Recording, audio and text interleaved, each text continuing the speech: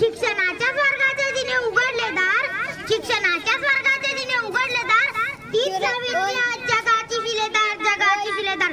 सन्मान्य व्यासपीठ, वंदनीय गुरुजन वर्ग व येथे उपस्थित माझ्या मित्र मैत्रिणींनो, आज 3 जानेवारी आपण क्रांतीज्योती सावित्रीबाई फुले यांची मोठ्या उत्साहाने जयंती साजरी करत आहे. मी सर्वप्रथम स्त्रियांच्या शिक्षणासाठी आपले आयुष्य समर्पित करणाऱ्या अथवा क्रांतीज्योती सावित्रीबाई फुले यांना वंदन करते. सावित्रीबाई फुले या भारताच्या पहिल्या महिला शिक्षिका, मुख्याध्यापिका तसेच थोर समाज सुधारिका होत्या. त्यांचा जन्म 3 जानेवारी 1831 रोजी सातारा जिल्ह्यातील नायगाव या गावी झाला. त्यांच्या वडिलांचे नाव पंडितजी नेवसे पाटील व आईचे नाव लक्ष्मीबाई असे होते.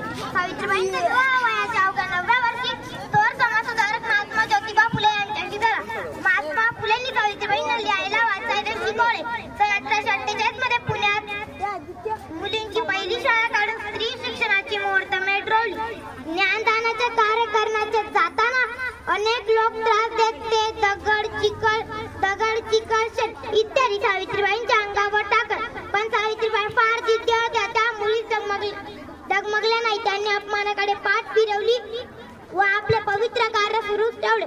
त्यांनी स्त्रियांना साक्षर व्हा, निर्भर व्हा असा मोलाचा संदेश दिला. अशा